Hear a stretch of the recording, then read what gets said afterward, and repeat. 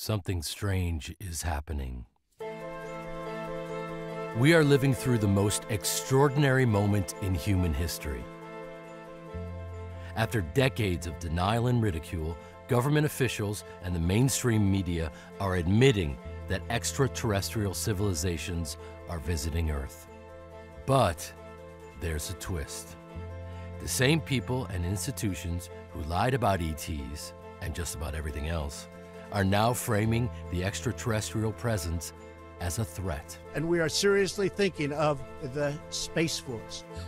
One man has been trying to warn us about this for decades.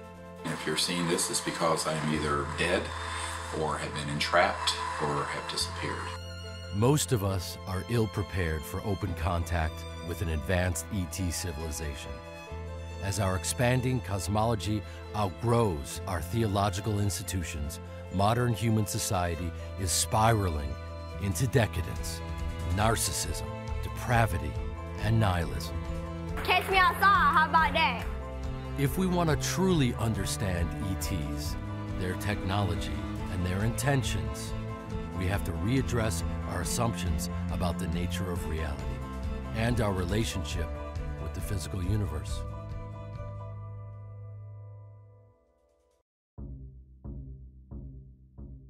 On the surface, oh, UFOs are real, there are these machines zipping through the sky. But one of the things I've always said is, well, that's interesting, and it's cool, and it's great to see them. But what's really interesting are the people on board those spacecraft. They're intelligent, they're conscious, they're here, they're interested. Why are they here otherwise?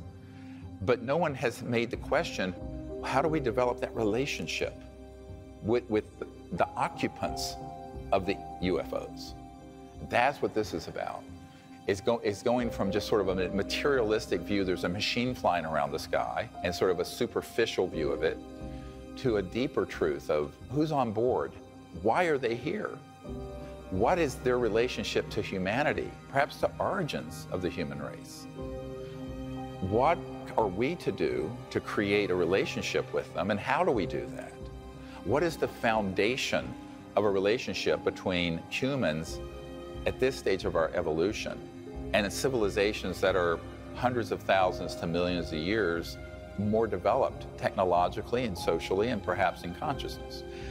We have to find where that point of commonality is. I have put a briefing together for every president since Bill Clinton, and to the extent that they know anything, it doesn't mean they have control over these covert programs. The unacknowledged special access projects are run in a way that they are outside the purview and control of the president or the Congress. And for that reason, our elected representatives are unlikely to resolve this problem. But we can resolve it by going directly to these civilizations and saying, we're here. You can make contact with us. We're unarmed. We are friendly. Since 1990, a network of free thinkers and renegades have been bypassing the national security state to make direct contact with advanced extraterrestrial civilizations. Using the Close Encounters of the Fifth Kind protocols, or CE5, developed by Dr. Greer. This has proven to be the most subversive and dangerous information he has released to the public. Oh my gosh. Look at this shit, dude. Look at this. Dude, this is like type shit right now, man. And talk about, look at this shit right now. Oh my god, look at this. These three lights, they keep coming together and then they fucking go apart. Watch this. Look at them. Look at that. Look at them. Dude, look at the hell.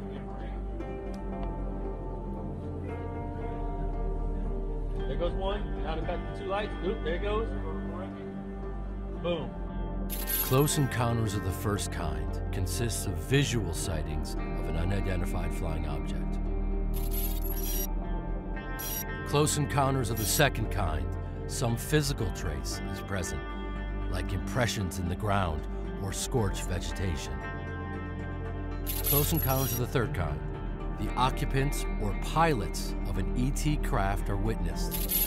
Close Encounters of the Fourth Kind, a human is brought on board an ET craft. Close Encounters of the Fifth Kind, proactive human-initiated communication with extraterrestrial beings. Most of the phenomena presented in this film were photographed or recorded during a Ce5 contact event. For thousands of people, contact has begun. This is their story.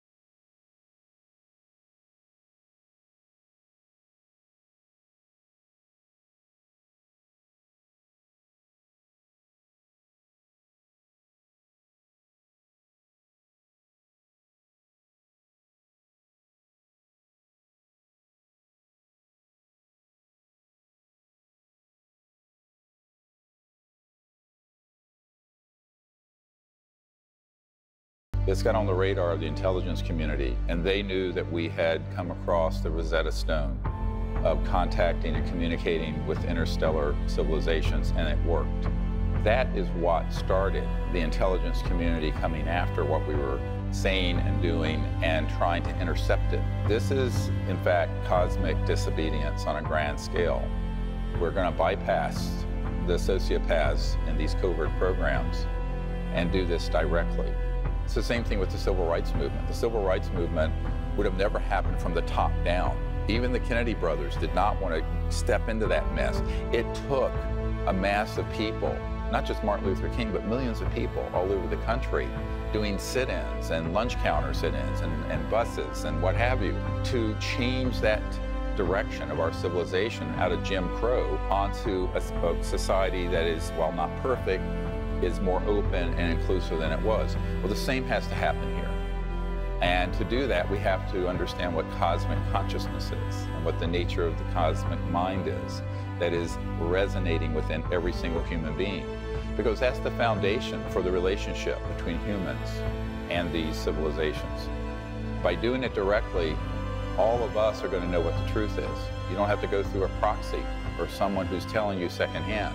But it also creates a movement globally to show these civilizations that there are people on this planet who are enlightened and conscious and peaceful, which is the majority of humans. Because real disclosure is humans making contact with these civilizations directly. And these civilizations are waiting for us to do it. And so this is our opportunity. This is our moment. And it really is we, the people, that have to do it.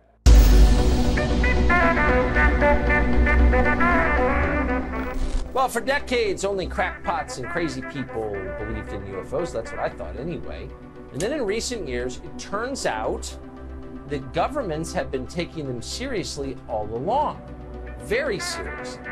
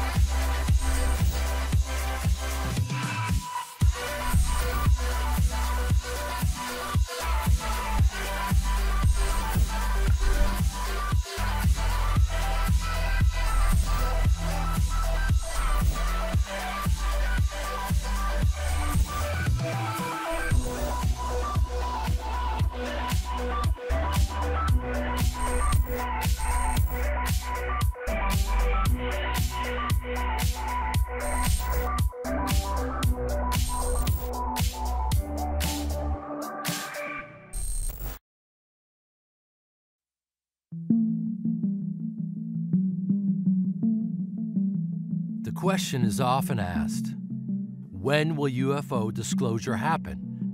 The answer is, it has already happened. It happened in 2001 at the National Press Club in Washington, D.C., where military, NASA, and intelligence agency whistleblowers testified to their involvement in the UFO cover-up and the back engineering of extraterrestrial technologies. It happened again in 2017 with the release of the film Unacknowledged, in anticipation of which the CIA and the FBI published millions of UFO documents on their websites. Despite all this, nothing has really changed. Life goes on as before, except there is a new narrative unfolding in the mainstream media, one that is designed to subvert true disclosure and extinguish the opportunity for transformation available to us through these revelations. Earlier this week, the New York Times and Politico revealed the existence of a secret government program to investigate UFO sightings. It was especially focused on encounters by members of the military, like this one experienced by a U.S. Navy pilot off the coast of California. There's a whole fleet of them. Look on the SA. My gosh. They're all going against the wind. The wind's 120 knots from the west. Look at that thing. It's rotating. Average people see UFOs, on the news, right? All of a sudden it's real. UFOs, we've been tracking them in the sky. And they go, okay, well, were the tinfoil hat people right? It took a long time for the mainstream media finally admit that, yeah, they are in fact real. Why did we wait that long? Why did we wait for the mainstream media to tell us before we finally believed, hey, this is actually happening? And the challenge is, if there's potentially multiple narratives, how do you decide which one to go with? Back in the 1990s, I was read into or briefed on a project that involved an interagency group that had the ability to disclose the ET presence in a way that would frighten everyone on Earth and convince the public that there was an alien threat, which is completely false. It's all a lie. And that this had been developed in the 50s, and they had been developing the means and the psychological warfare to make that happen. So in the 1990s, I wrote a paper called When Disclosure Serves Secrecy. And what that means is there are two kinds of disclosures that might happen. A truthful one that is also a hopeful one, which is what I gave up my medical career to try to actuate, do. And then there's the one that is spun by the spinmeisters in Washington and at the Pentagon and CIA, which runs like this. It's true, the UFOs are real. They're here as a threat. They're violating our airspace. They're a national security and a threat to our sovereignty. I'm quoting. The purpose of the program, Advanced Aerospace Threat Identification Program, was really designed to do just that. From a national security perspective, identify those things that we see and try to ascertain and determine if that information is a potential threat to national security. And we knew this was going to happen because I had met with people who were in these classified projects, who were on interagency committees that had everything set to roll this out, and they were just waiting for the right time. The Soviet Union has ended. We have the global terrorism, while it's still there, it's not like it was around 9/11. This is the next big thing that they want the public to be afraid of. When a pickpocket meets a saint, all he sees are his pockets. Or like if you're a hammer, everything looks like a nail. And it's not that this isn't a genuine perception on their part, because they've been raised, their entire political and professional career has been designed to have this kind of artificial construct of this. There's this national airspace and nobody can come into the airspace unless we say so. And they've got this super control mechanism going. And they're right at this really important place right now where they're attempting to establish a kind of one world government. That they've gotten the communication systems up, the transportation systems up, and they want to establish a planetary government. And there's nothing that is going to motivate the creation of a one world government like the discovery of an ultimate other. Ronald Reagan, standing in front of the United Nations, he said it right out. Perhaps we need some outside universal threat. I occasionally think how quickly our differences worldwide would vanish if we were facing an alien threat from outside this world. He was silly enough to say it. You know, that's part of his naivete. But the fact is, that is their agenda. Legendary civil rights attorney Daniel Sheehan has spent over 50 years fighting the national security state. The Pentagon Papers and the Iran-Contra scandals are but two of his many landmark cases before becoming a whistleblower and legal counsel for the Disclosure Project in 2001. It's helpful, of course, for them to say, oh, UFOs are real. That's quite helpful. We've been trying to get people to understand that now for the last 30 years. But it's all immediately wedded to this fact that they're this horrible threat. And so we have to come forward with a positive set of programs, a positive vision for this. And that's what I'm trying to help get the Vatican and the Jesuit order to become involved in putting forth, you know, a discussion about the theological and philosophical challenges that this presents to us. But it's not a national security threat. You know, it's not a threat to our species. It's not a threat to our planet. It's a threat to our view as ourselves as the be-all and end-all, that the entire universe was created as a stage on which to play out the human drama of one single species. You know, that ain't so. But let's get used to it, and let's figure out what the new story is. What is the new story? It is a positive story. What is our role in it? We may not be the star, you know, of it, but we're a good supporting character in the unfolding of our universe. And let's figure out what that story is. The success of Unacknowledged, which has been seen by hundreds of millions of people now. Have you not watched Unacknowledged? What is Unacknowledged? You got to watch Unacknowledged. What is that one? Okay, you got to watch Unacknowledged. What is it? You got to watch Unacknowledged. Is that Stephen Greer movie? Caused a reaction within the intelligence community of the United States. And so what the major media has begun to do is to cooperate with the intelligence community in reporting all this information out, but with this peculiar spin, very subliminal at this stage, that it's a threat.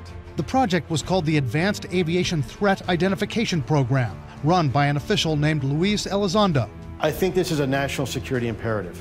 We have clear things that we do not understand how they work, operating in areas that we can't control. One of my first cases coming out of law school was for NBC to establish the right of journalists to protect their confidential news sources. I did the amicus briefs for the New York Times and the Washington Post, and also for CBS and ABC. And it was at that time that I began to realize that there was this close working relationship between the board of editors of the New York Times and the national security community. That there's conversations going on all the time between the board of editors and the national security people. And we actually got an affidavit from Teddy Sorensen saying that, oh yes, the national security state and CIA and everybody consult regularly with the New York Times to get them not to tell information about covert operations that we're engaged in. I was surprised to find that out at that point. I began to do an investigation about this as the lawyer for the Times now and for NBC, and found out that there were 42 full-time Central Intelligence Agency or NSA people employed by the major national news media. And they had a whole entire project called Project Mockingbird. And that they were deeply embedded with the major national news media, and they were constantly, from their point of view, safeguarding the information that was going to be allowed to get out.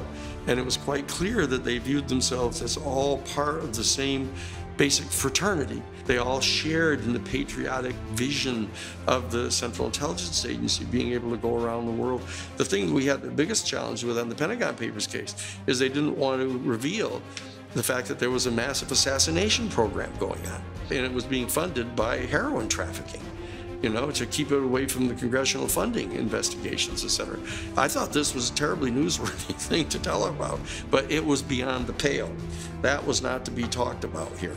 You know, you can talk about how bad the Vietnam War was, and even the fact that they lied about the Bay of Tonkin incident, but not this. Even the Air Force Office of Special Investigations officer, Richard Doty, admitted that he would bring bags of cash to national security editors in the major media to get their cooperation in this narrative. So every news agency, every television, radio station in the Albuquerque or Santa Fe area had our snitches in there. So we knew, and we paid them. We paid them good money. One of the reasons you get the people is you pay them. And And that was controversial. That was somewhat controversial. Do you know of national media that have had Oh, yes, yeah. I'm not going to name them. What you have now is a concerted effort between mainstream media, social media platforms, and tech giants to say, let's gain control back of the narratives that we require to make sure that we can control how people think about certain topics. So now you have this fear-driven, you have this tight little box of what the UFO and the extraterrestrial subject is really about, how it relates to military, government spending, weapons, all the sort of conversations that are very common in the mainstream that people are going to relate to, that they, oh, okay, I can piece the typical dots together. Let me give you a great example. If you look at a lot of the disclosure project materials, which is beyond the scope of this film, we identified dozens of people who are at intercontinental ballistic missile, nuclear silos, nuclear weapons areas, who had UFOs come in to those areas, surveilling them, but in some cases rendering those missiles unlaunchable. Now, most of the men that were in those silos have said to me personally, they felt that these ETs were saying, please don't blow up this beautiful planet. But if you do, if you go to mutual assured destruction, the full launch of nuclear weapons globally, we can intercept a lot of them so that you don't go to a full extinction level event. They felt that it was actually a very hopeful thing that happened. Meanwhile, people came along, took the same data, the same cases, and spun it into a national security threat. One set of facts, two narratives, diametrically opposed, opposite. When I got involved in the issue of the UFO issue and the ET issue, starting in 1977 with President Carter, I realized that the work that I was doing was characterized by the national security state as a target for counterintelligence activities. When I see this thing happening with this To the Stars Academy, where they suddenly appear on the front page of the New York Times, and the CNN all of a sudden wants to talk with them, and they're on MSNBC and all this kind of stuff, I immediately kind of realized, wait a second, this is part of what I've been worried about coming out, because they were constantly spinning this story, that this is a threat. My name is Tom DeLong. A lot of people know me from my band Blink-182. I started that band when I was 16. Through a series of meetings, I was soon connected to a large group of U.S. government officials from the CIA, the Department of Defense, and Lockheed Martin Skunk Works. These guys were the ones involved in the secretive U.S. government programs that dealt with these subjects. What's happening is the To the Stars Academy people, who are all, Jim Simi Van, who's there, the chief of covert operations, domestic for CIA, which in and of itself is totally against the law. The National Security Act of 1947 completely, clearly, and unequivocally prohibits any kind of covert operation stateside. But here, that's who he is. And there he is there, and you got the guys from the DIA and the Defense Department and Hal Puthoff and stuff, and they're all there, and what they're doing is they're putting this intense spin. Every single thing they talk about all has this kind of gestalt to it, that this is a threat. And it very well could be a threat. It's a threat to our national security. It's a threat to our airspace. It's a threat to our sovereignty. It's what it is. It's a threat to our dominion over our own planet. And of course, they think that's their job. Our job is to assert full spectrum dominance over the entire planet. We actually have the documents from the 1992 United States Defense Department Policy Planning Guidance document, where they said that right at the end of right at the dissolution of the Soviet Union, said, oh, we've got to not cut back on our military spending, we have to increase it so we can establish full spectrum dominance over the planet. And so you know what their agenda is, the national security state. It's not for the defense of our sovereignty. The danger of this, of course, is that this is exactly what all the fascistic demagogues do to an innocent target, whether it be Jews in Germany or African Americans in this country. They will create sort of a boogeyman effect to try to get people mobilized against it. You're one ugly motherfucker.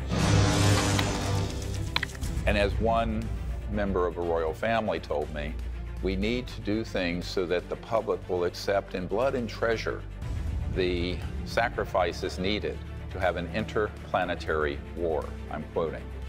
Bombshell CIA documents, previously published by the Disclosure Project, reveal a decades-long psychological warfare campaign to cultivate a culture of fear towards extraterrestrials.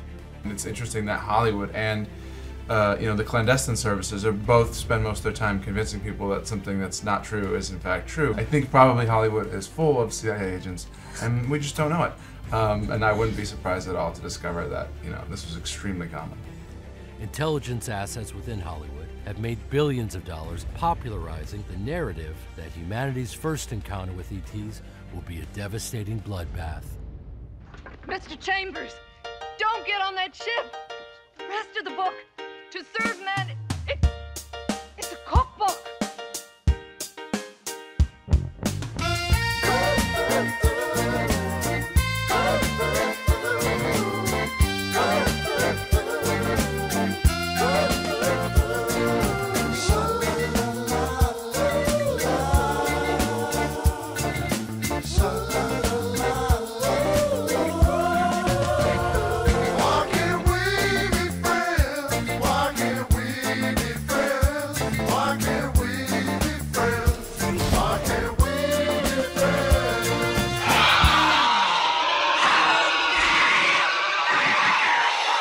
Let's go out into space and look at our planet over the last 100 years.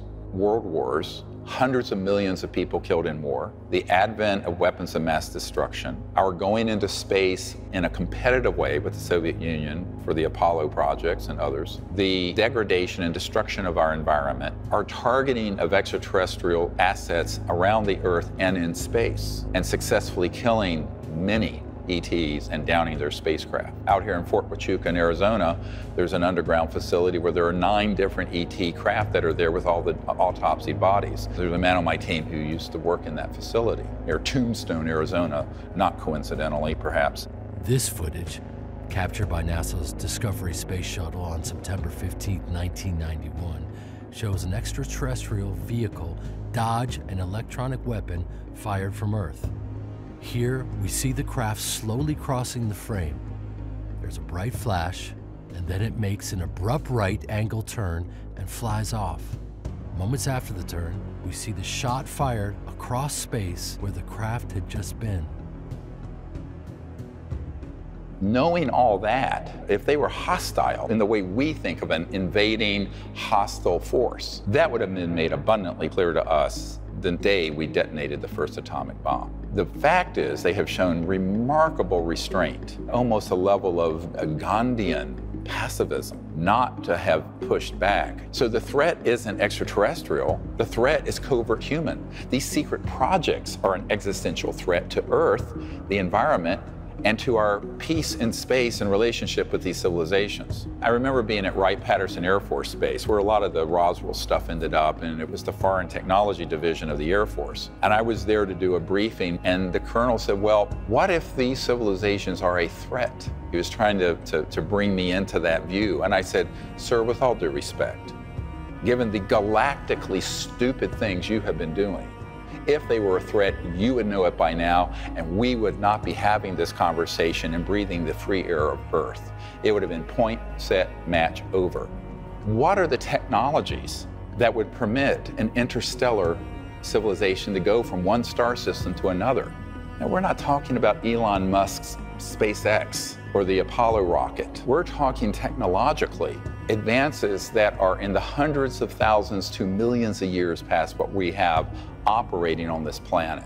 Those technological breakthroughs, if they were weaponized and in the possession of a hostile force, would be so devastating that you could target a planet and turn it into a pink mist floating through the cosmos if you were a hostile entity. What I have discovered in our contact with these civilizations, and we have had many hundreds of contact experiences with our Ce5 teams around the world over the last 30 years, is that none of them are hostile, but quite a few of them are very concerned about our hostility and are doing things to try to contain that. But our destiny beyond the Earth is not only a matter of national identity, but a matter of national security. It is not enough to merely have an American presence in space. We must have American dominance in space. They want to project out into the stars their dominion. Our job is to get people to understand that that is not what our mission is as a human species. We need to lay back, participate with all other sentient life in the universe, and merit a proper position in the galactic federation, not be the big bully on the block. Counterintelligence efforts reach a new level of absurdity with the staging of host events like cattle mutilations and alien abductions. In 2017, retired Air Force intelligence officer Richard Doty made history when he admitted on camera that unacknowledged special access projects within the military do indeed stage alien abductions to lay the psychological foundation for an interplanetary conflict sometime in the near future. We did do that, yes. OSI did that. There was a special group out of the 7602nd Air Intel Wing at Fort Belvoir that came out and did that. They had these people that had maybe some sort of defects, anatomical defects that were brought in to fool people into thinking they're aliens. Yeah, I can't give you any specifics because it's still, the program is still classified, and they probably still doing it. I wouldn't doubt it. They were still doing it.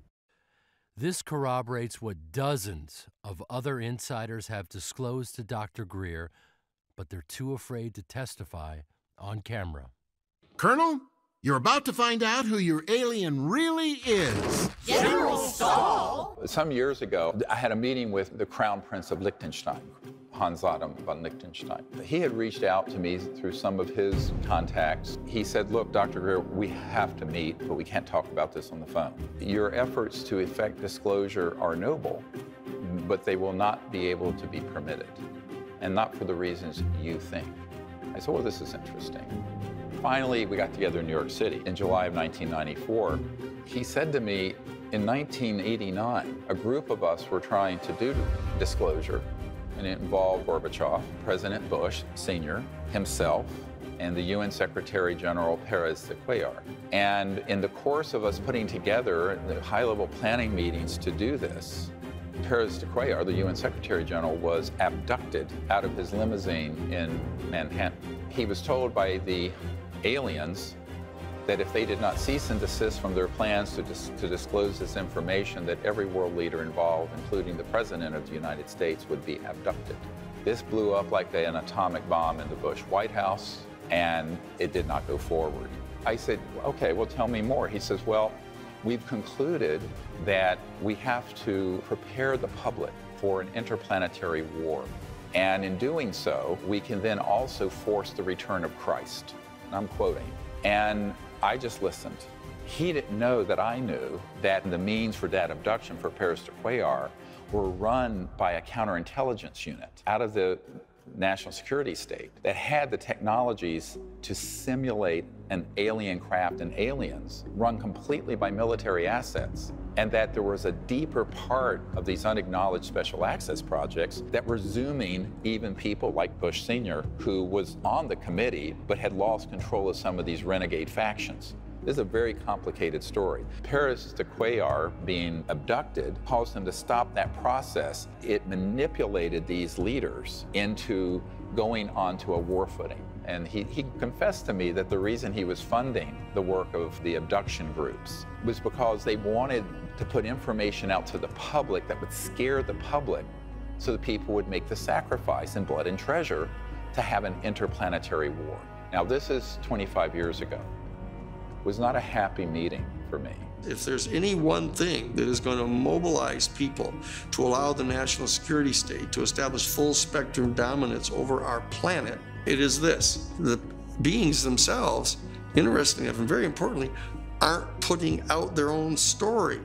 They're not doing that yet. They're trying to get us to understand it. They're trying to give us warnings. They're trying to help raise our consciousness, which is a critical part of this entire operation going on, and trying to get us to do this for ourselves.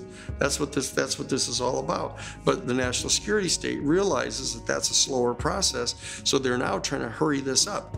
There's a kind of an emergency process underway right now. Make no mistake about that.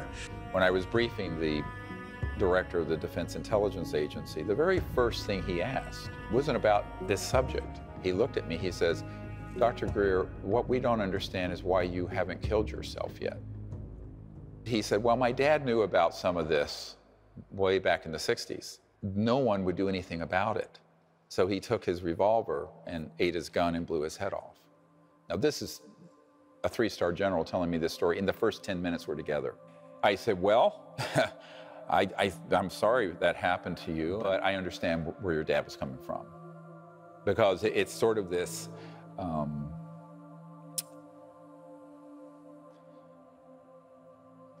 anyway.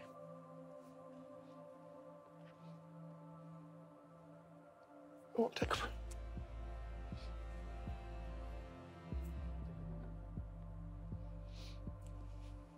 Now, the truth is,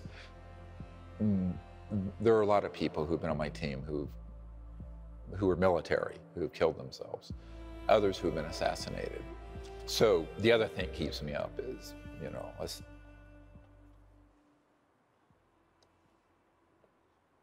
survivor guilt.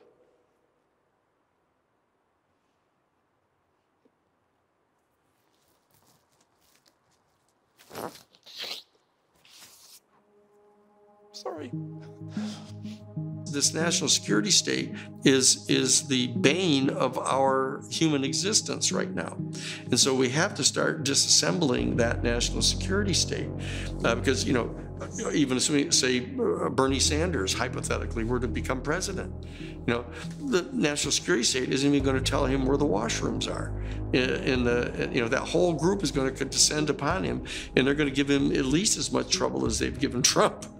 If you got into the office and you found out something about aliens, if you found out something about UFOs, would you let us know? Well, I'll tell you, my wife would demand that I let you know. So that's why they want Joe Biden and Kamala Harris to come in and kind of, you know, continue to get things, quote, back to normal, where the national security state is functioning. They're all operation, you know, they're all going to brief Goldman Sachs, and they're putting people from Goldman Sachs in charge of the economy, you know, that kind of thing. We have to rise above those kind of dialectical politics, bring the people up, raise the consciousness of the people, and have this function through democracy. I mean, we've got the tools here. They're in front of us, and we've got access to the internet still. They haven't taken that away from us yet, but there's a short window here. One exception to the almost universal failure of world governments to initiate peaceful diplomacy with ET civilizations took place in France in 2007. Then President Sarkozy's Ministry of Defense reached out to Dr. Greer to train its senior officials in the close encounters of the fifth kind protocols. During a covert test run in the French countryside, ET craft were tracked overhead going 200,000 kilometers per hour. And this massive mauve-colored craft partially materialized a few meters from the group. Since the operation was swiftly halted by national security state interests, it remains the duty of we the people to become peaceful ambassadors to the universe.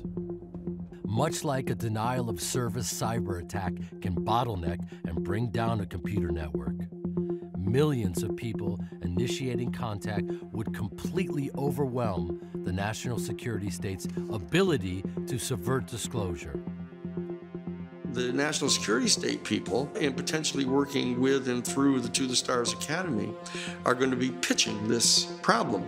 Saying, well, you know, we can't just let our whole civilization know that there's this highly advanced, technologically superior society out there, and because our whole culture will collapse. Whereas, in fact, it's quite clear that it's their defense of the elite, this 1% of the human family that basically ends up controlling over 40% of all of the wealth on the planet, that they're really defending.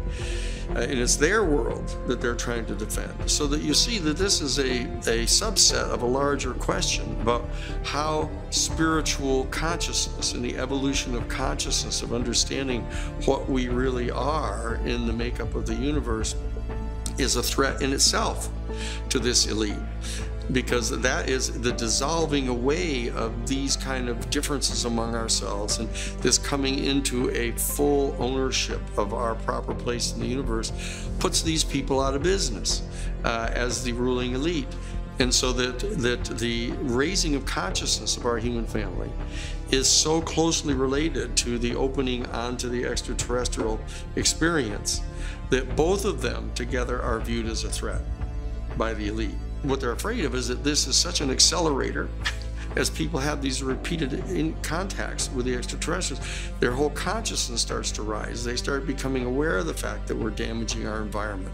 They can become aware of the fact that nuclear weapons are kind of an insane thing to have. War is a really bad idea. This is a spiritual experience. It's a spiritual stimulation that's coming.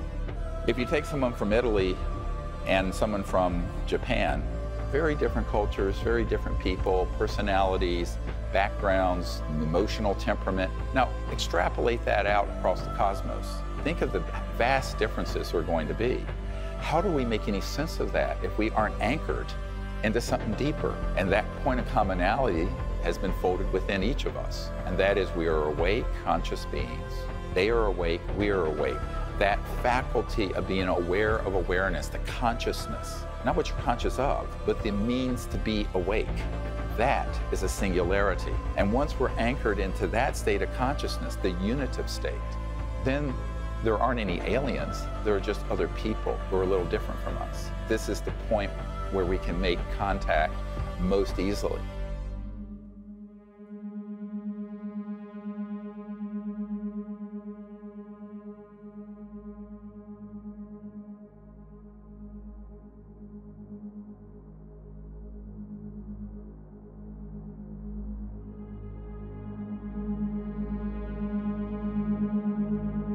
When I looked at Close Encounters of the Third Kind, I said, well, somebody knows what's going on here.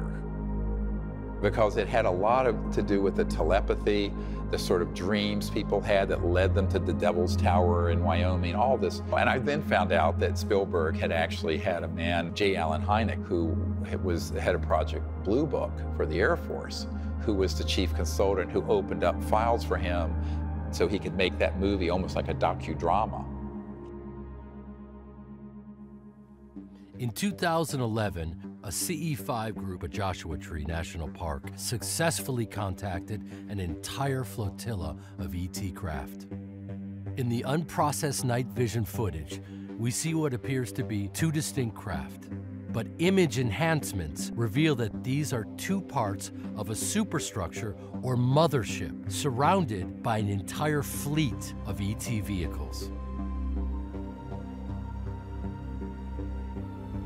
How is this possible? It is not possible to simply crowbar extraterrestrials into our traditional, relatively primitive view of reality. In order to make sense of things, and indeed, in order to make contact, we have to pause and readdress our assumptions about the very nature of reality. This is an essential reflection which reveals that the mystery of extraterrestrials is but a signpost that points to a far more profound and intimate secret, one with the power to transform us and the cosmos forever. One day I went to my mailbox and I got out a little flyer and it said, we're inviting you to a meeting with Ben Rich, the chairman and CEO of Lockheed Skunk Works, former UCLA alumni. He'll be speaking to the engineering alumni group about his time at the Skunk Works. So as he was finishing his talk after about 45 minutes, his last slide was a black disc zipping off in outer space. And he ended the talk by saying, we now have the technology to take ET home. And the whole room burst out laughing. We said, did he just say that? And as he was walking away, I followed him and I said, Ben. He turned around and looked at me and I said, Ben, I said, I'm really fascinated with what you had to say today. And I said, I would really love to know how these craft, how we would do that. What would we use to get to the stars? He looked at me, trying to figure out who I was, I think. And he said, well, let me ask you a question. How does ESP work? And I was really taken back because frankly, I was asking a question. I wasn't expecting to get a question back. So the first thing that popped in my mind was all points in space and time are connected. So I fired that answer back to him. I don't know, all points in space and time are connected. He said, that's how it works. He turned around and he walked away. This astonishing admission from a top military-industrial complex insider proves to be much more than a simple analogy. The physics of UFOs, how they travel and communicate through interstellar distances, how they generate power, how they're manufactured, is beyond the grasp of unclassified mainstream science. Instead, a model of reality that accounts for ESP is the only model in which we can begin to comprehend ET technology. If you're traveling beyond the speed of light, I call it the crossing point of light. It's like this beyond the sound barrier. Well, there's something beyond the light barrier. And you're going from, say, the Andromeda galaxy. That's 2.5 million light years away. So at the speed of light, it would take 2.5 million years for them to get here. The speed of light's too slow. You cannot go from point A to B through the cosmos through a linear system of transportation. Moreover, you cannot communicate through those distances with something at the speed of light, which is what your cell phone and all these radio frequency electromagnetic communication devices we use now on Earth are using. Any civilization that is here, that is interstellar, by definition, is transdimensional. They're passing through other dimensions and dropping out of linearity and going from A to B, boom, almost like a teleportation where it's that resonant effect from point A to B. Any communications systems that these ETs have are also going at the speed of not light, but of thought, a quanta of thought. We think of consciousness and thought as this sort of amorphous, irrelevant, interesting, but mystical thing. But the central operating system and communication system for all interstellar civilizations is consciousness and thought, and technologies that interface with them. God, prana, chi, magic, consciousness. Every culture throughout history has had a word to describe this intangible energy that connects everyone and everything. Decades of laboratory studies show that our minds have a mysterious ordering effect on quantum-level phenomena. Despite overwhelming scientific evidence, most people would still be shocked to learn that certain scientists have known that the force is real for a very long time. One of the people that I met in the course of doing this work was astronaut Edgar Mitchell, who was the sixth man to walk on the moon. We have sightings of all sorts. There seems to have been a great deal of secrecy surrounding the so-called UFO event. He had an experience in space, an expanded state of consciousness that led him to form the Institute of Noetic Sciences to study the science of consciousness. I also brought him to the briefing I did in 1997 with the head of intelligence for the Joint Chiefs of Staff, Admiral Tom Wilson. The data on that has since leaked out. Edgar Mitchell realized there was this connection between space and these extraterrestrial life forms and the science of consciousness that was very integral to the study. Most of the people that I have met with in senior science, NASA, aerospace, and intelligence community figures know that the key missing ingredient out of most people's understanding of the whole UFO phenomenon is the science of consciousness. The ETs are trying to encourage people to understand higher consciousness and universal mind, to be able to have a relationship with them that's going forward into the future. And Edgar Mitchell realized that quite early on because of his own personal experience out in space as the sixth man to walk on the moon. What's the nature of the universe we live in? What is our relationship to the larger reality? If that's a part of the larger reality and we're denying it, that to me is unconscionable.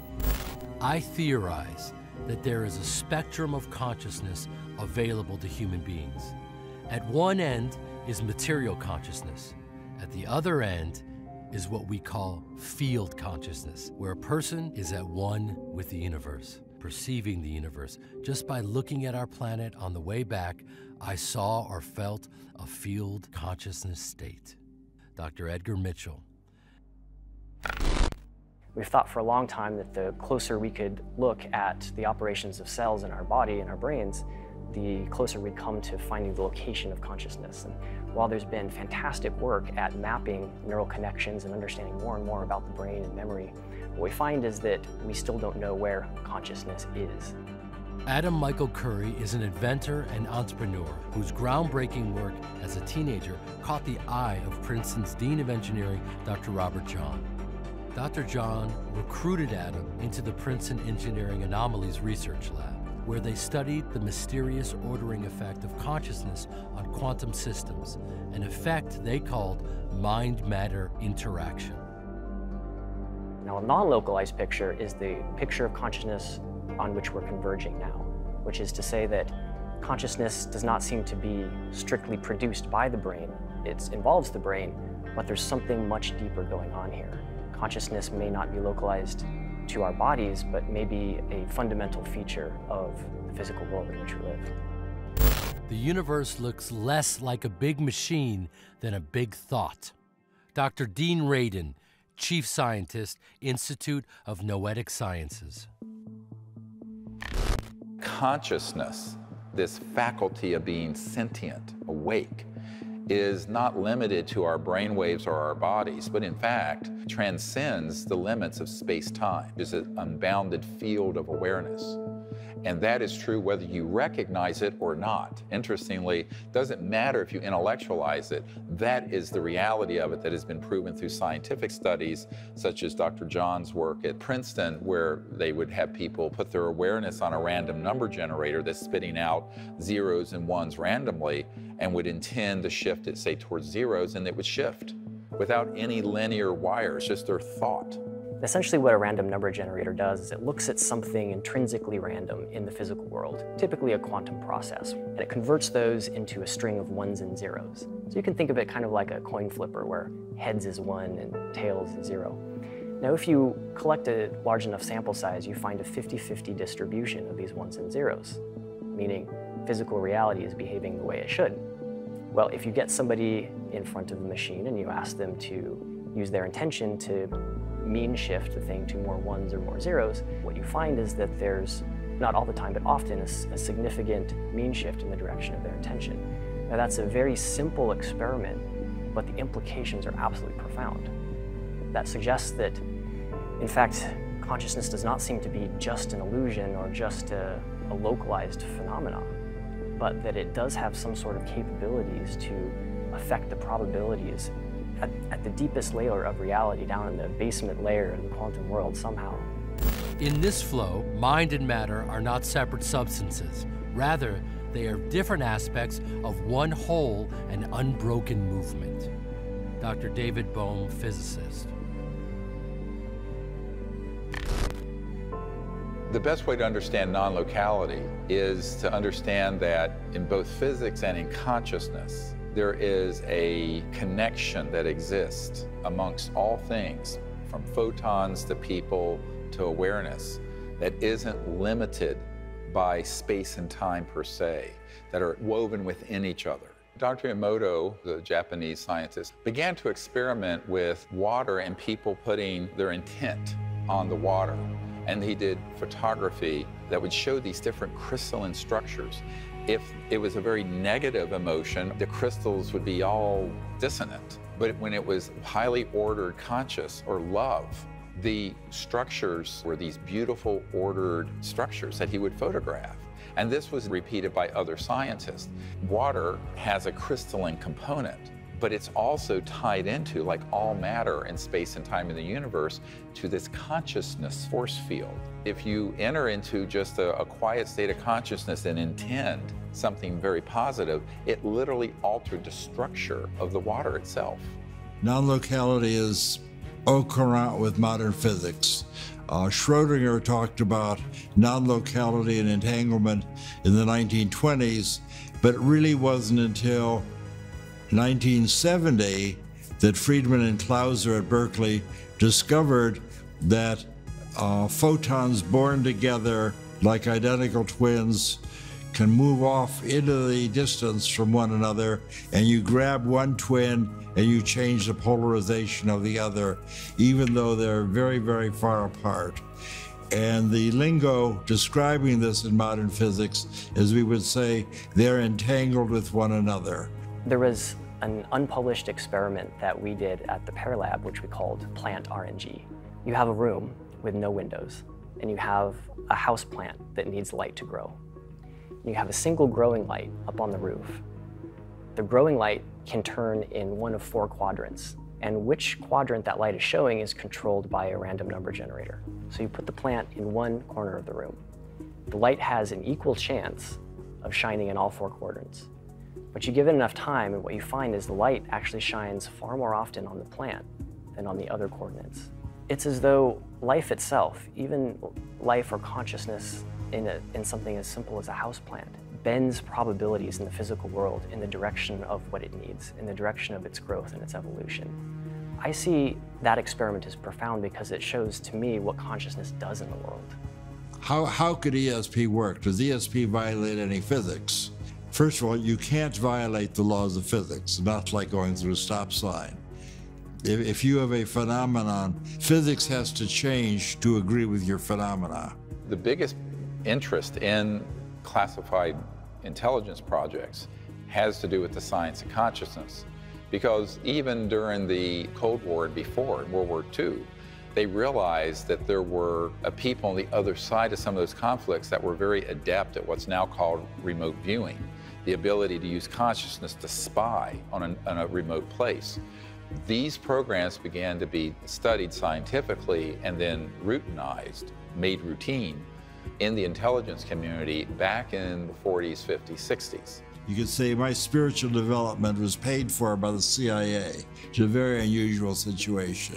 In 1972, Dr. Russell Targ, a laser physicist at the Lockheed Missile and Space Company, joined the Stanford Research Institute to begin a CIA-funded psychic espionage program using remote viewing to gather intelligence on distant targets.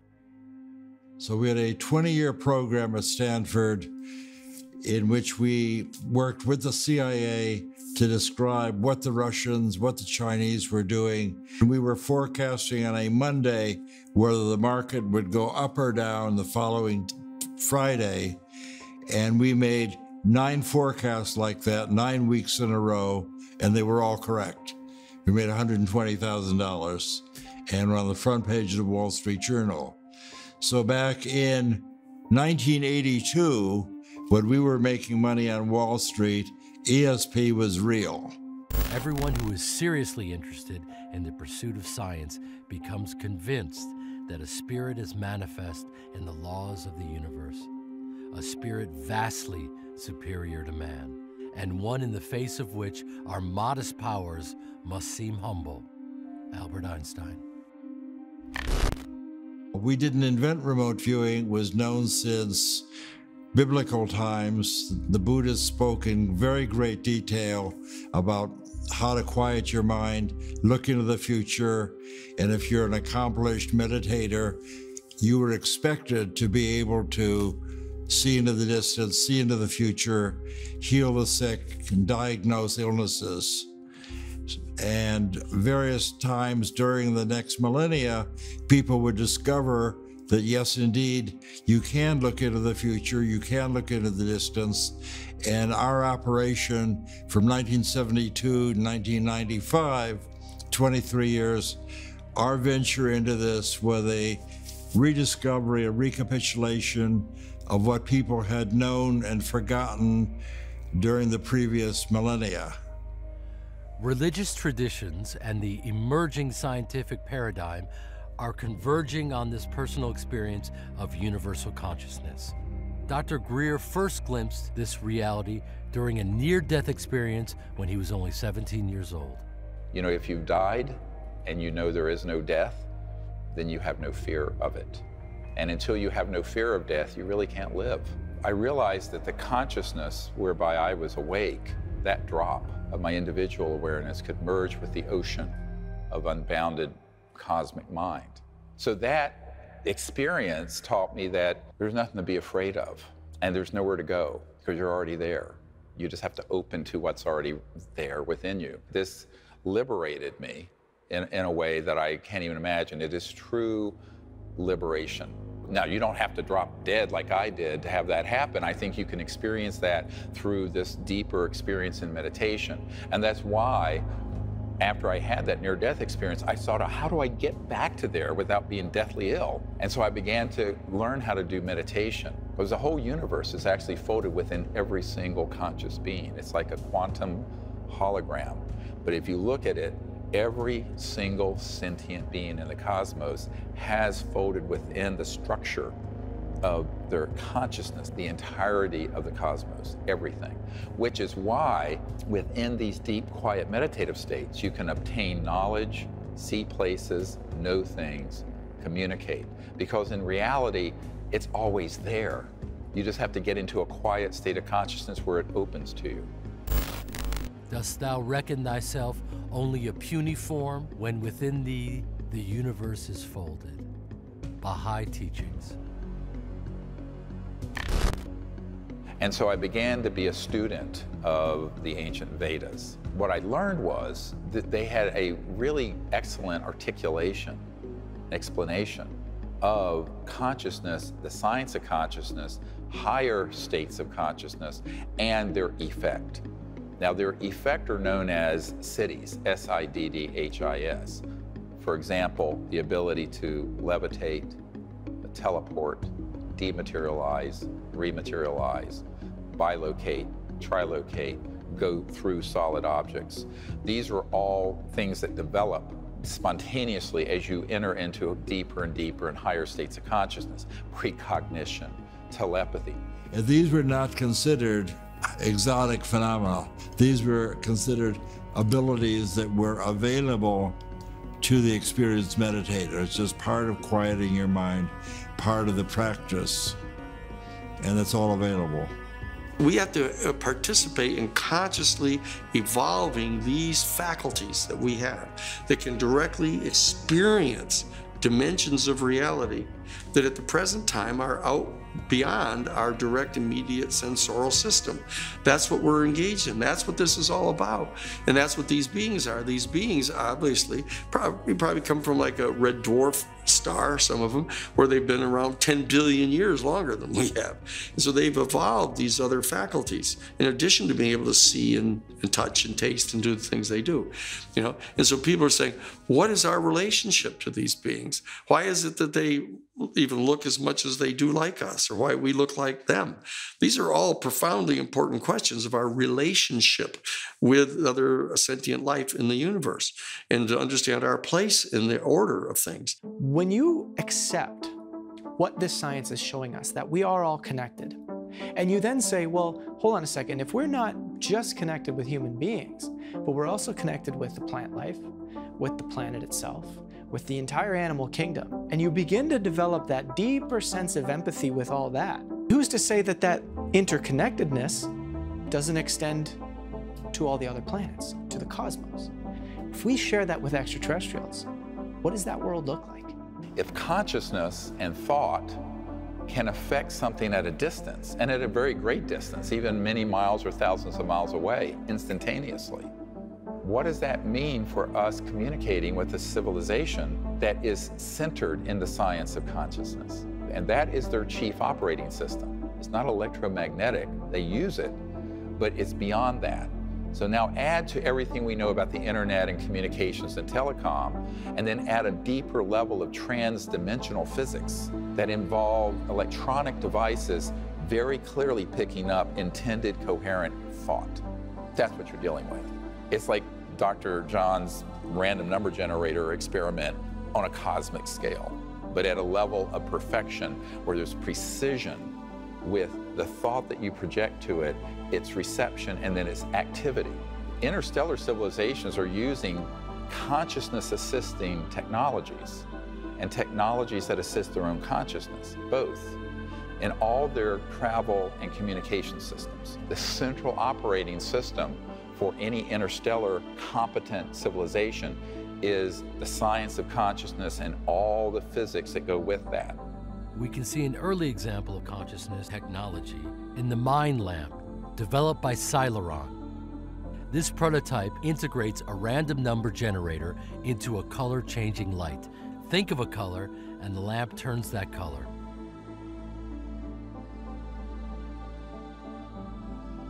that's what I actually was doing. First, I was doing sunset. Oh, cool. This basic interface between mind and machine points to a deep interconnection between all things that science is only beginning to recognize. It's the means for us as a civilization to be anchored in something more profound than the superficial aspects of being, say, human. Because humanism isn't enough, because we're dealing with non-human life forms. Now we have to transcend even humanism and our common humanity into this idea that there has to be something more universal within us that's also within these extraterrestrial civilizations that bind us together. And luckily there is. It's this field of consciousness that is cosmic and universal. And that's what's inside everyone. It doesn't matter if it's a homeless person on the street or an MIT professor. If they are conscious and awake, the entirety of the cosmos is folded within them like a conscious quantum hologram, because consciousness isn't limited by space and time. People say, where do I have to go? Well, first you have to go within yourself, but you have to understand what yourself is. And there's your individual ego and self, but there's this deeper aspect of ourselves that is simultaneously interwoven. And when we go deep in meditation and connect to that, then we have reached the point that we can be an ambassador to the universe, because we have become universal. In our time, this search for extraterrestrial life will eventually change our laws, our religions, our philosophies, our arts, our recreations, as well as our sciences. Space, the mirror, waits for life to come look for itself there. Ray Bradbury. Once this question mark is introduced into your brain, you start searching out answers. It was like the kind of the Dreyfus character in Close Encounters. You want to know what's really behind the screen. And because we're not being told this, and you know, we do have the ability to change life for the better on this planet, but we're being suppressed and we're being stopped from doing it for a variety of reasons, most of which are greed motivated. So we went out to Oracle, and sure enough, I mean, we did these protocols and we got into meditation, which is something I want to learn about more. And, you know, things started to appear.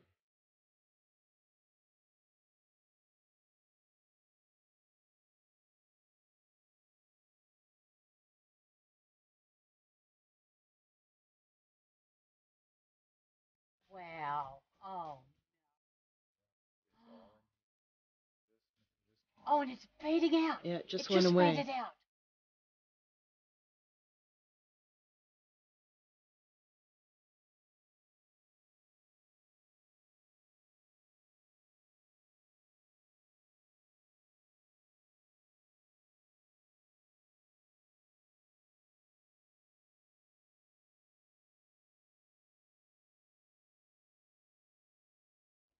Oh, it's back. It's back. Yeah. Right here. It just went out again.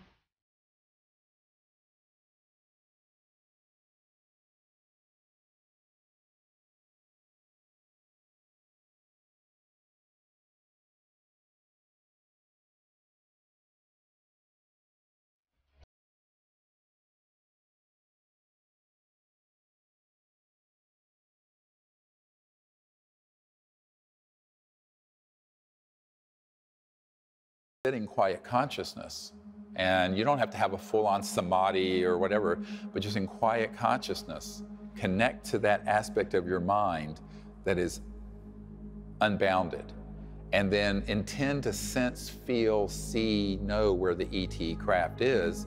It could be in another galaxy. Connect to those beings, politely invite them to come and visit you, and then you connect to their communication systems and their consciousness, which are integrated, and you show them where you are. So you kind of zoom in. It's almost like a vectoring, a zooming in from wherever they are to where you are. Let's say if you're in North Carolina, you're coming into Earth, you're coming into North America, the East Coast, the mountains, the Blue Ridge, zoom, down to a few square meters around where you are, where you clearly show them where you are. And you do this in a coherent thought sequence that is continuous.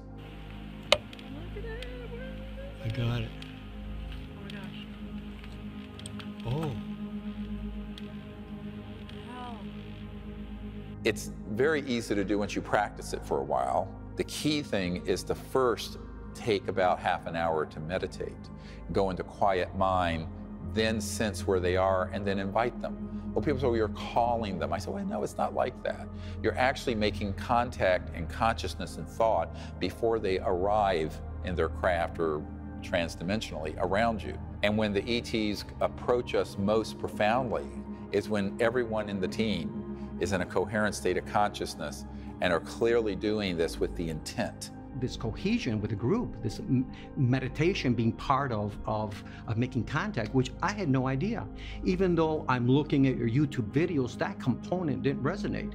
It was my scientific brain saying, well, I'm gonna go look at UFOs. What happens in these groups is there's a coherence between a bond between the group. And when there's a love and a connection there, it enhances the part of making contact because we're together, we're one. There's like a fine love there between all of us. The second or third night, we had the twin ships come, from the Atlantic Ocean, 9:10 at night. Here's all of a sudden this ship comes in and it's like the size of the sun and it's pulsing. And Dr. Greer, you signal it with your laser and then a second one manifests and they're both pulsing.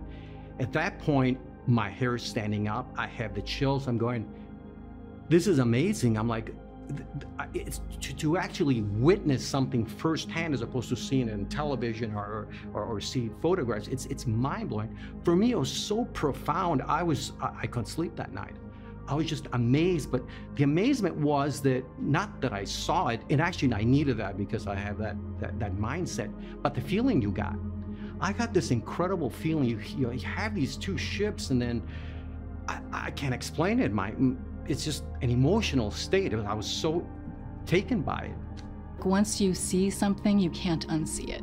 It sort of shattered my small view of the world, and I became aware. Learning the protocols and making this kind of contact has really helped me move up a notch spiritually. I really feel that it's helped me to really see the oneness in all things. When you're sitting under a blanket of stars, you're really part of it. I mean, it's you feel you're a little drop in that huge ocean. Sorry, it's emotional. You have to experience it, but I wish for everybody to have that opportunity.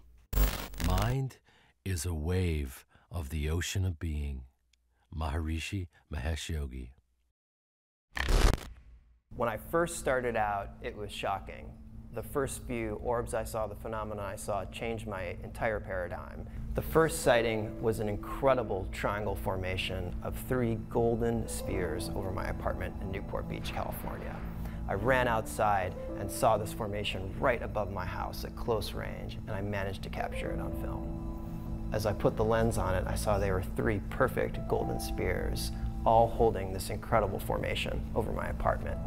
The longer I filmed, the more maneuvers they demonstrated, and it was clear the objects were under intelligent control.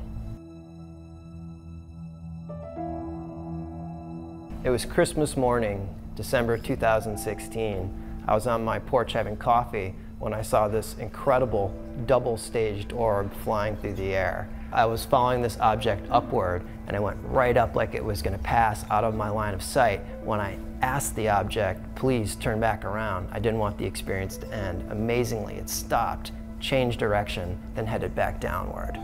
That was truly profound to me, that I could meditate, send my thought into the universe, and then have a visual response in the sky to confirm that we are interacting with each other. That says something about the nature of mind, the nature of the phenomenon itself, and the power of our own consciousness to interact. In October 2018, we had the biggest sighting I've seen yet in Long Beach, California. My girlfriend and I were in the backyard when we saw this huge white object in the sky. And this was different than most of the normal orbs I've filmed. This object was elongated and almost looked like a moving portal in the sky. Amazingly, once I got the camera on it, an incredible triangle formation of orbs shot out of this main object, and I captured it on film. You can hear how excited I am in the film to see this again, this triangle formation for the 3rd time. Whoa, what the fuck is that thing? Wow. Holy shit. Continued to film the object as it traversed across the sky when suddenly it started ejecting a series of these smaller orbs, 50 smaller objects and counting. Strangely, I could only see the smaller orbs on my infrared camera. They were not visible to the naked eye. It goes to show you how much is flying around in the sky that we can't see.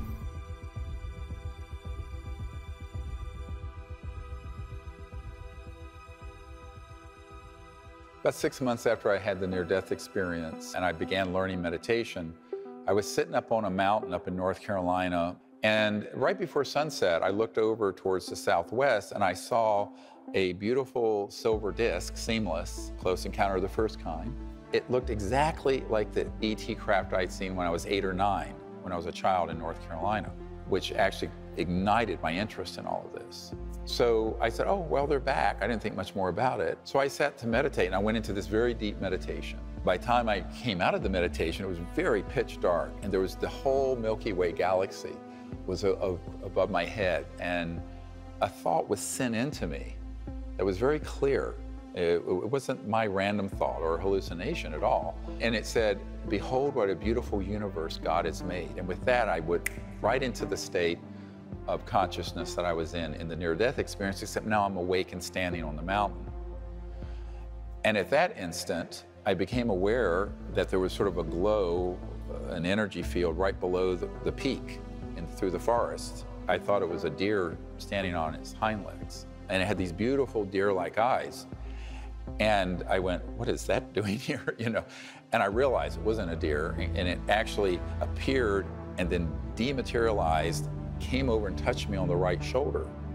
But I could sense its energy field was still there. It was phasing in and out of 3D and the near dimension of astral energy. And when it touched my right shoulder, I could actually see my ski jacket indent. And all my hair stood on end. It was like this electromagnetic pulse. And I had long hair, and it was sort of ding. At that instant, I vanished off the mountaintop onto the ship, and then we were, bang, almost instantly out in space. So at that point, I stayed in this meditative state and was teaching the ETs what it was like to be in that state of consciousness, but also be a boy, a young man on Earth. They were very interested in this. And then we kind of merged together in our meditation, and I created with them this protocol for making contact with them. 2 years later, Dr. Greer attempted to recreate the experience during a meditation teacher training course in the French Alps, resulting in the first mass witness Ce5.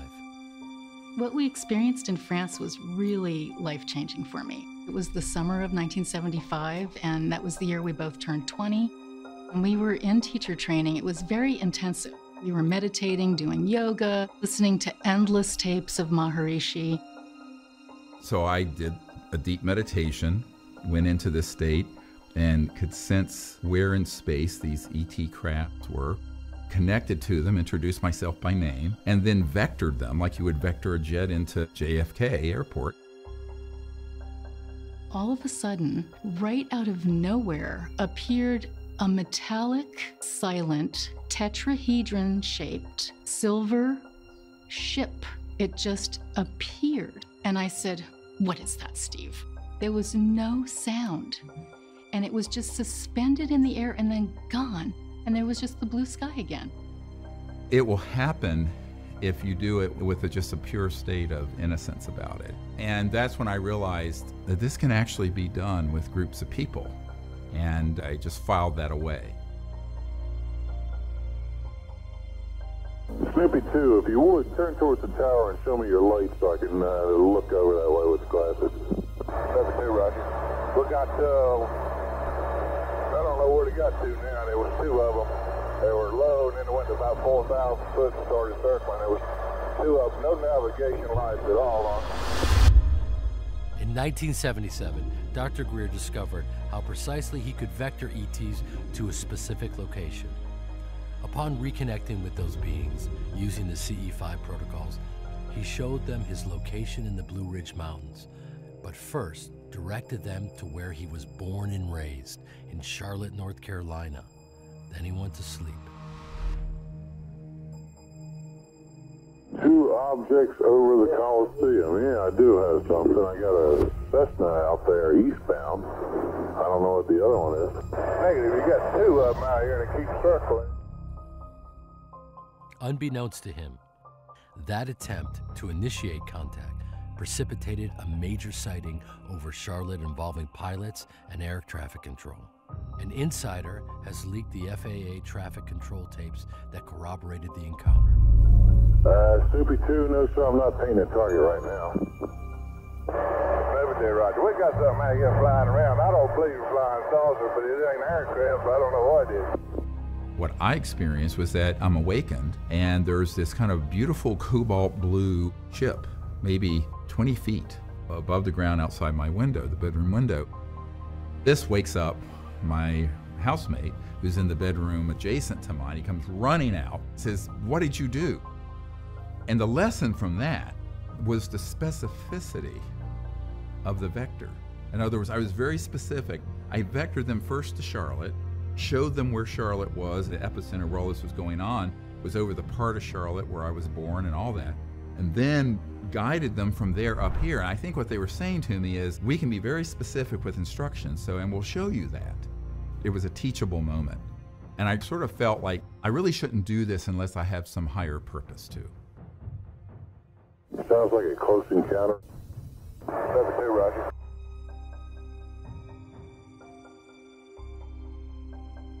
In 1990, he formed the Center for the Study of Extraterrestrial Intelligence to disseminate the Ce5 protocols and establish peaceful and sustainable relations with ET life forms. 2 years later, Dr. Greer and his team went up to Woodborough Hill in Wiltshire, England. There, they visualized and thought a geometric pattern symbolizing the trilogy of components that make up the Ce5 protocols: thought, light, and sound. Immediately, this crop circle appeared in the field nearby.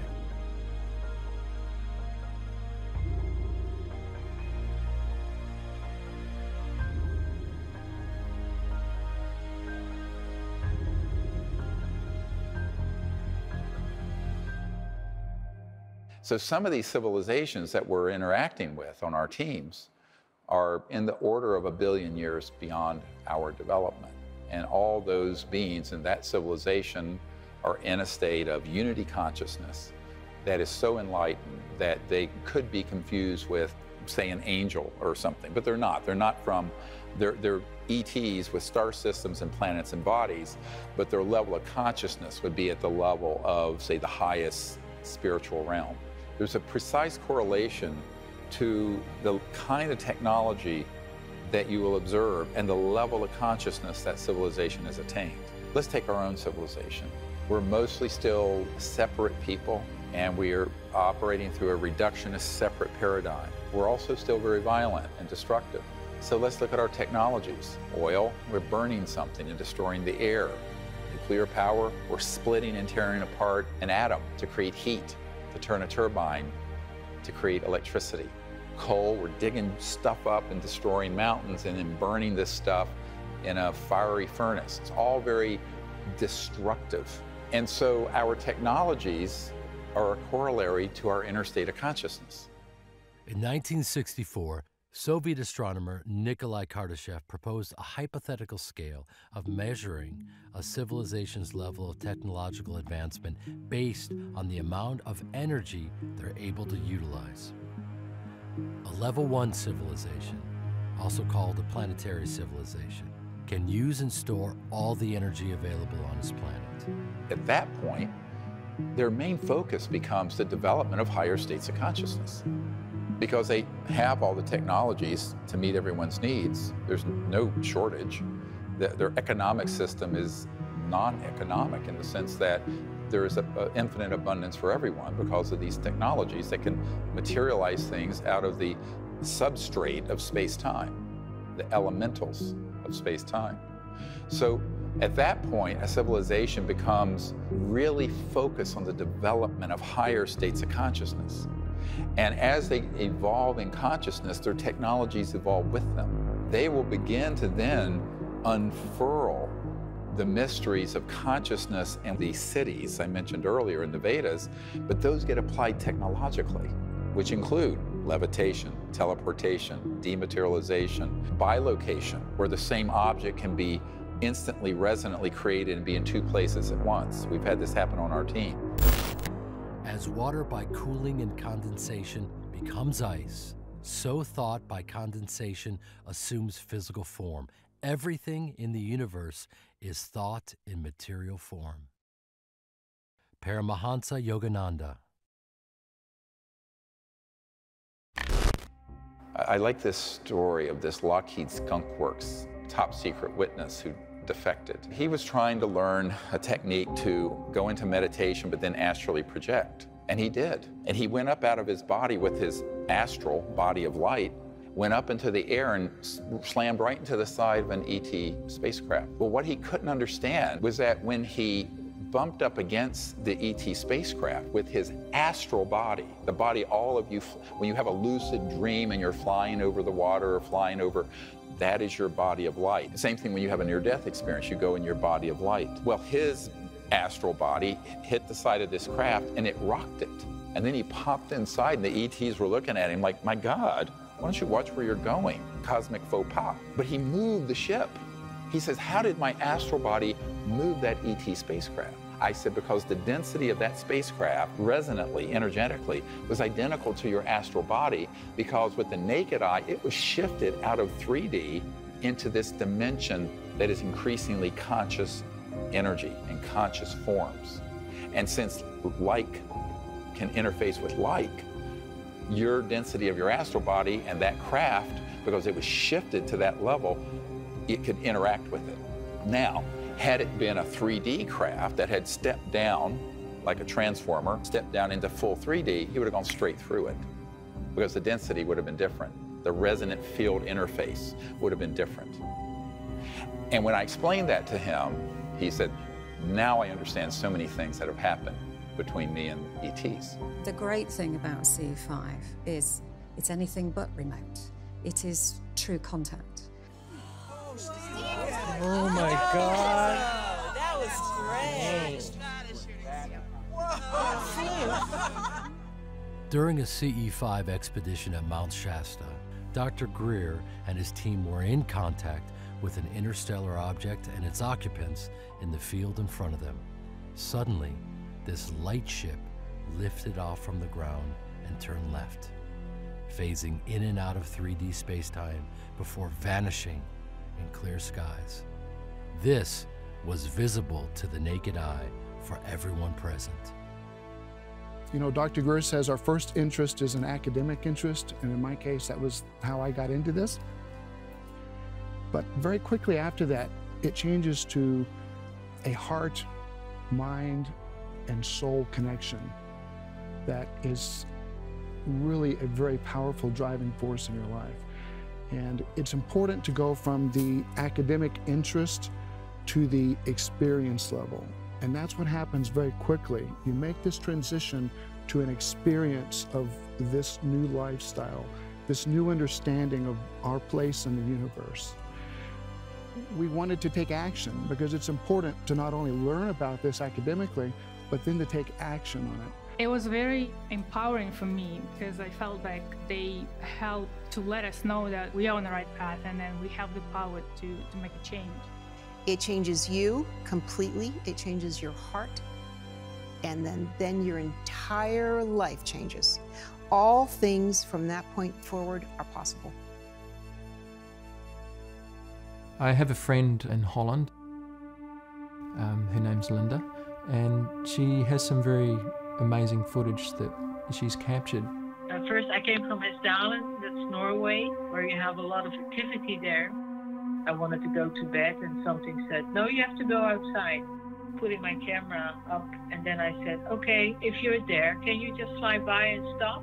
So the craft came at very fast speed and stopped, and then, okay, and flew away. This is amazing. It'll stop, turn left, turn right, move around at all kinds of angles. And she's had multiple events like this happen. What will be evident in that footage is what she has actually asked for them to do. So I know there's one case where she has told me herself that they have produced a V shape, and she requested that in consciousness.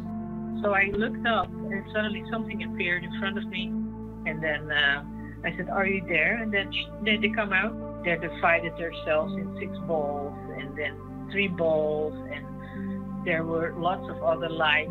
We see this quite often, but it's very unusual to get it on video. And this is why it's a fantastic example of the kind of maneuverability that these spacecraft can make.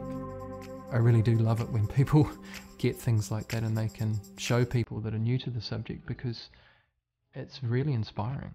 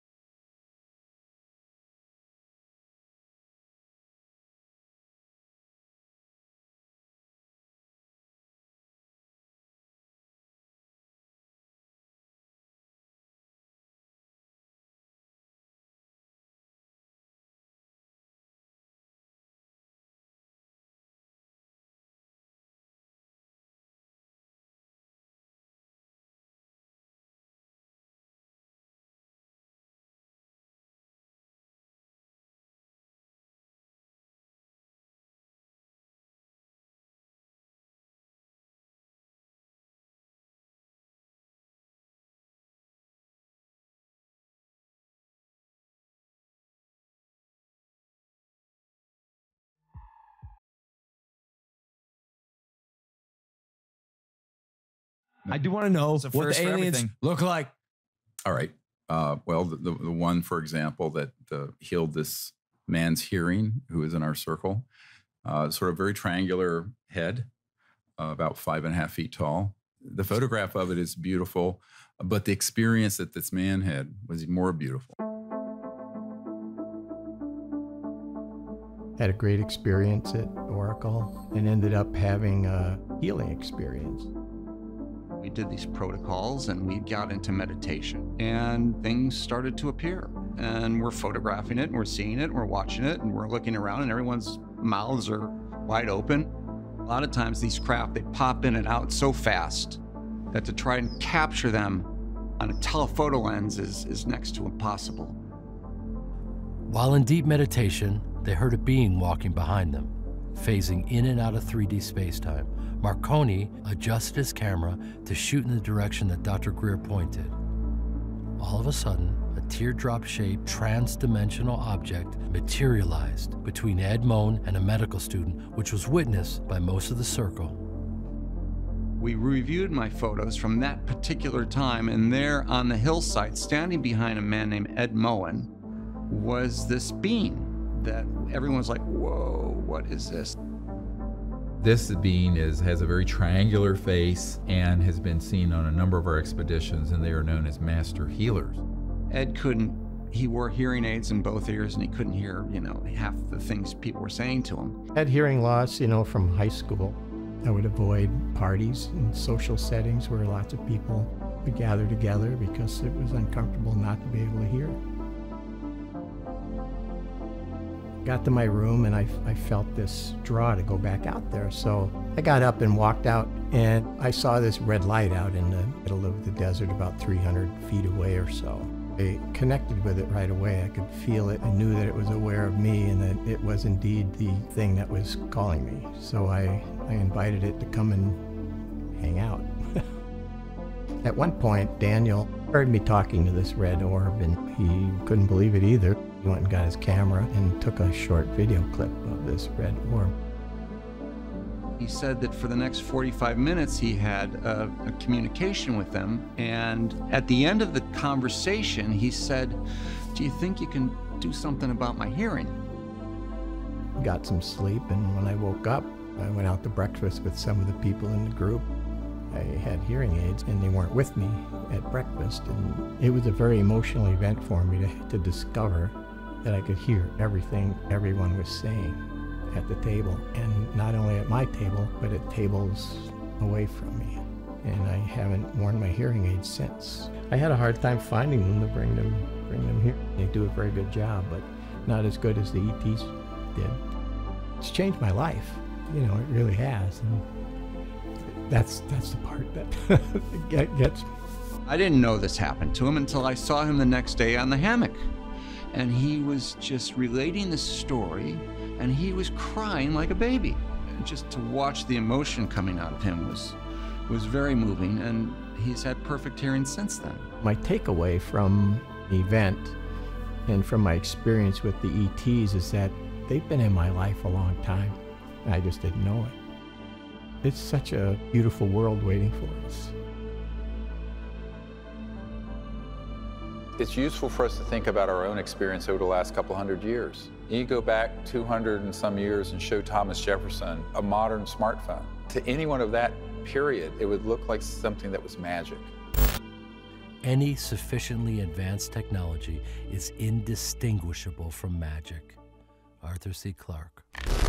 We're dealing with civilizations where almost every aspect of how they appear in our time-space would look like magic to us. And in the CIA, this is actually called WSFM.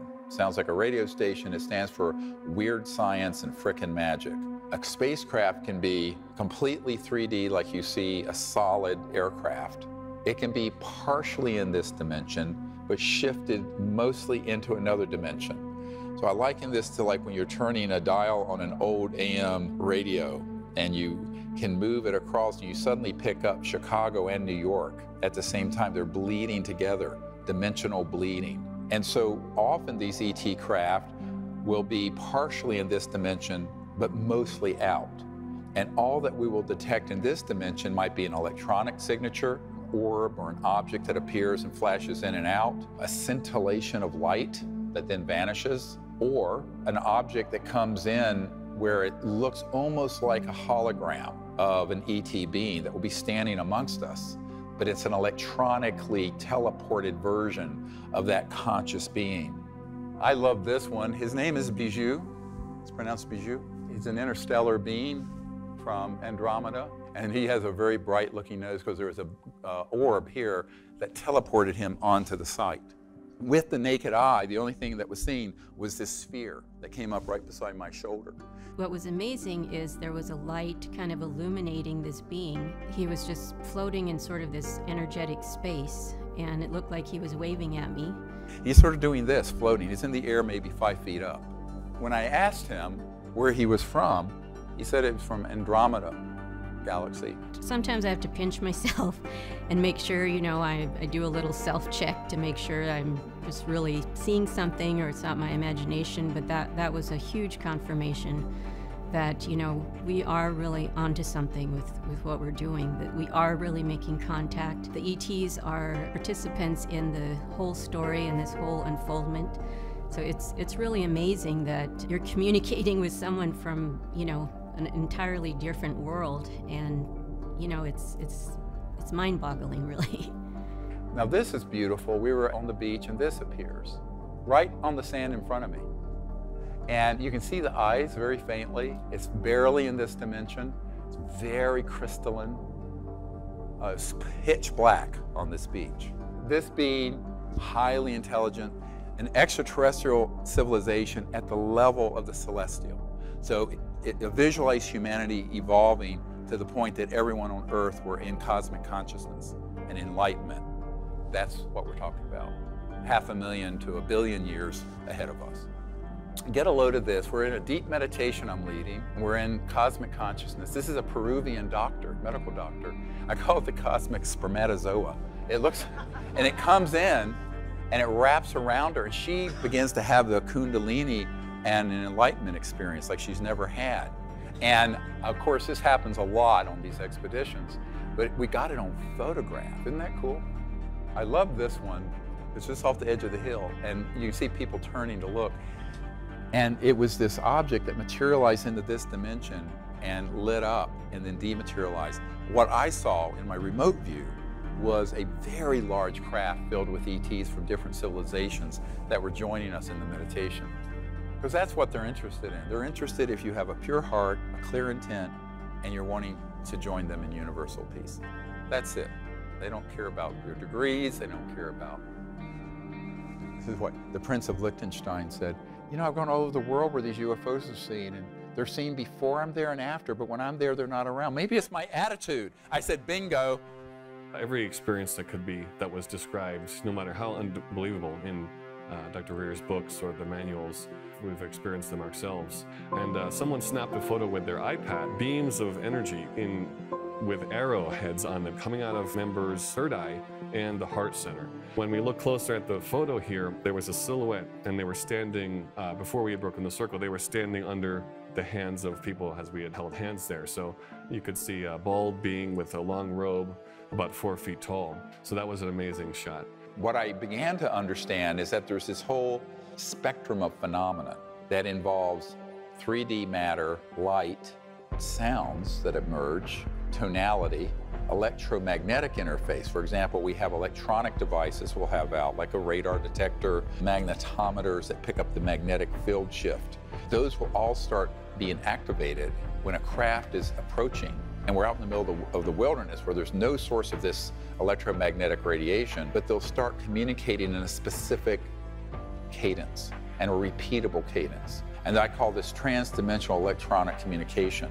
And they will actually take over the circuitry of these electronic devices we have out in the desert and begin to do a specific communication. Now you have to decode it, but it's reproducible. And their different civilizations will have a different pattern.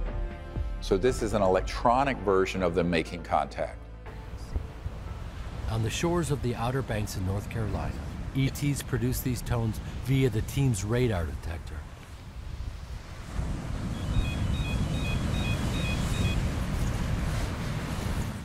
An enormous golden object appeared, illuminating the ocean. Yes. Another object appeared and made a 180-degree turn, a maneuver that no satellite can make, then dematerialized in clear skies. What comes up in the context of Ce5 is something's happening. What is it?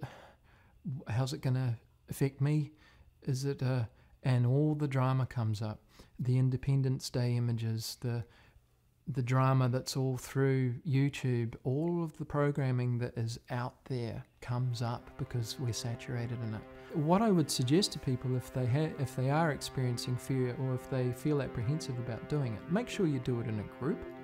Make sure you set up the parameters of unity, of peace. This is a frequency that is far out of the spectrum of fear. So there's an incompatibility there in a scientific perspective. If you think about resonant waves, the energy, the gratitude, love, joy, peace, all of that, this is a frequency that you establish first through whichever practice appeals to you, and then extend your connection from there. Researchers have discovered that remote viewing and meditation are most effective when the participant enters a state called heart-mind coherence. The human heart contains 40,000 neurons that can sense, feel, learn, and remember. You can bring your mind and heart into this coherent state and have more access to intuitive knowing by consciously focusing on positive emotions during your meditation. These beings they respond to our thought. They respond to our thought, so they will not be invasive. And if you're feeling like you want to continue whatever contact experience that is happening, but there may be a bit of residual fear that you're trying to work through, tell them. Say, look, I'd love to carry on doing this, but I feel a bit scared right now. Can you help me with that, you know? And they will. And that's the other evidence I know they're not hostile. We've been all over the world thousands of hours with thousands of people, have had all manner of contact at a distance and intimately, beings, ET beings appearing in our rooms, all kinds of things. No one has ever been harmed. No one has ever been harmed at all. This isn't an official document on the FBI website, sort of hidden in plain sight. But it really confirms everything that we're explaining, but also the experience we've had. And this isn't from 1947, so this is 72 years old. He goes through and describes that they are peaceful people, they traverse these dimensions, that they have these abilities in consciousness. He even relates to some of the Vedic terms of the kind of capabilities witnessed from these beings. All matter originates and exists only by virtue of a force which brings the particles of the atom to vibration. I must assume behind this force the existence of a conscious and intelligent mind. This mind is the matrix of all matter. Max Planck, founder of quantum theory. Even though what I'm doing with Ce5 is what I'm most ridiculed for, it was the project that got the most respect and attention from the intelligence community because they knew it was real. They knew the science of consciousness is real. They knew that these ET civilizations utilize communication technologies that interface with thought and telepathy and consciousness. They all know this. This is an open secret in the intelligence community. We all think that power is derived from your weapon system, your financial clout, the usual materialistic paradigm. The reason that the deeper elements of the intelligence community have this intense interest in it and don't want the public to know is that, first of all, it is extremely efficient spycraft, which they don't want others to have. Secondly, they know that if people understood the power of consciousness and of mass consciousness, they would be able to completely change the direction of the planet. That is, to me, the big secret.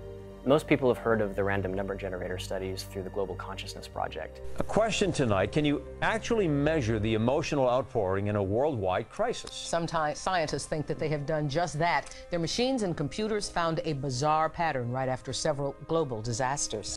This was an experiment in which researchers placed dozens of random number generators around the world and analyzed their data to see if they could discover anything about global or collective consciousness.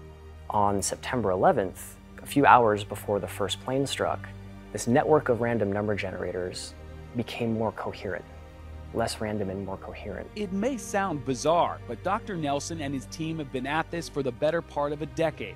The first spike showed up in 1997 with the death of Princess Diana. Other events like the Concorde crash, the Madrid train bombing, and the Pope's funeral all registered on those random number generators. But early on the morning of September 11th, the data went off the charts. The odds of this being a coincidence is less than 1 in 100 billion. This shows there is a deep relationship between collective consciousness and the physical world. Sociology studies of meditators, where they go into a community, say you have a town of 200,000 people, and they would send in 1% of the population equivalent, 2,000 people, to go into deep meditation. And they found that emergency room visits declined, violent crimes declined, robberies, all kinds of negative behaviors declined, even though those people didn't even know they were in the city. Because there is this resonant effect through the force, if you want to look at it that way, through this entangled, interwoven consciousness field. And people who didn't even know these meditators were there became more ordered, more peaceful, more happy, etc., and so on.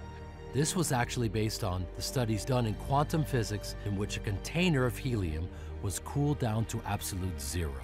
When only 1% of the helium became aligned to coherent, the entire container went through a phase transition, instantly shifting into coherence and taking on almost magical properties, a state called superfluidity. So there was this transformation at that 1% point. When a critical mass of people, and whether it's 1% or a fraction of that, depends on the state of consciousness of those who are practicing the meditation or a prayer or coherence. But at that point, you can shift an entire civilization.